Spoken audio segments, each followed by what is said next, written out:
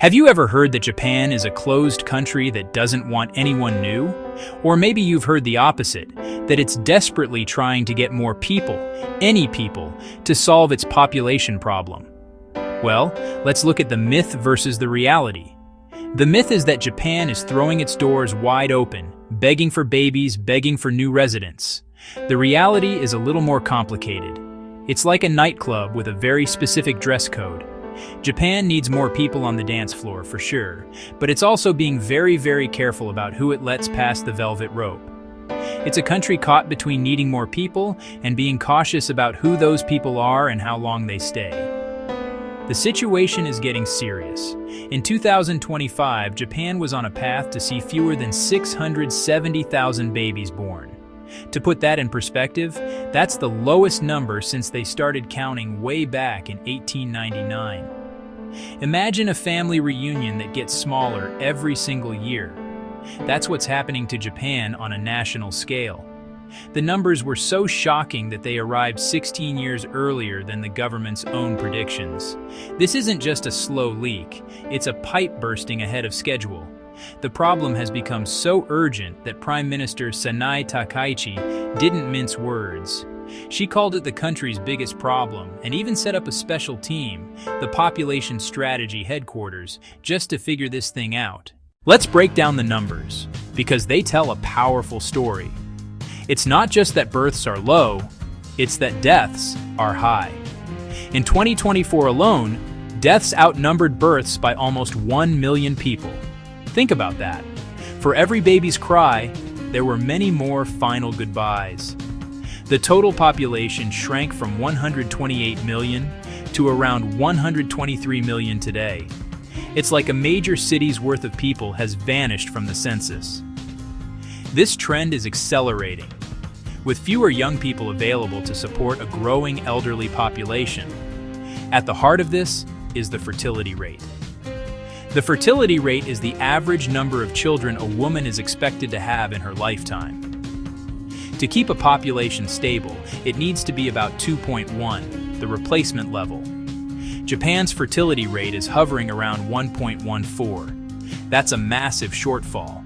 The next generation will be significantly smaller. The reasons for this are complex. Marrying later, not marrying at all.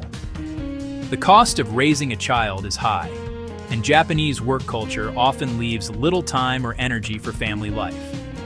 This demographic shift changes everything. It puts immense strain on pensions and on healthcare. When faced with a big problem, what's the first thing governments often do? They spend money. And Japan has certainly tried this approach.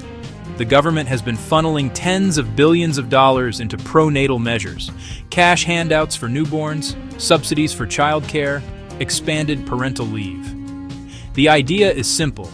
Make it cheaper and easier to raise a family, and more people will choose to do it. It sounds logical, right? The scale is massive, about 3.5 trillion yen every year on child-rearing support, roughly $25 billion. The funds target real hurdles. The goal is easing the burden many cite for delaying marriage and childbirth. But here's the tough part. Despite all this spending, the birth rate has continued to fall. 2025 hit that historic low not expected for another decade and a half. Money helps, but it isn't enough. It's like trying to fix a leaky dam by painting it. The structural issues are still there. The conversation is shifting.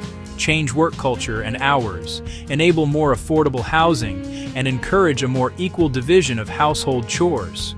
The lesson: you can't just pay people to have kids. You have to create a society where people can balance work, life, and the joys of raising a family without being overwhelmed. Section 4. A call for workers, not necessarily neighbors. With a shrinking workforce, who is going to do all the jobs? Increasingly, foreign workers. Numbers are at record highs as Japan expands visas for shortages in elderly care, construction, agriculture, and manufacturing. A proposed plan could accept up to 1.23 million foreign workers by 2028 under an employment for skill development system. But immigration is framed as a labor solution, temporary visas tied to jobs. not necessarily a path to large-scale settlement, starting families, or becoming permanent neighbors. Workers contribute, pay taxes, and fill vital roles, yet face uncertainty. Staying often depends on employment status. Permanent residency paths can be long, expensive, and complicated. It's like hiring a contractor to patch the roof, not inviting a new family to move in next door. Japan wants the labor, but seems less certain about the workers as future neighbors, creating a precarious situation for many. Section 5. Tightening the rules for staying. As one door opens for temporary workers, another, permanent settlement, feels heavier and more expensive to push open. Japan needs labor, but is introducing stricter rules and higher fees for those who want to stay long-term. Mixed signals. Fee hikes are under consideration and expected sometime in 2026. Visa changes and extensions from about 6,000 yen to 30 or 40,000. And permanent residence fees could jump from 10,000 yen to over 100,000 yen. A significant barrier. From October 2025, Business Manager Visa rules tighten.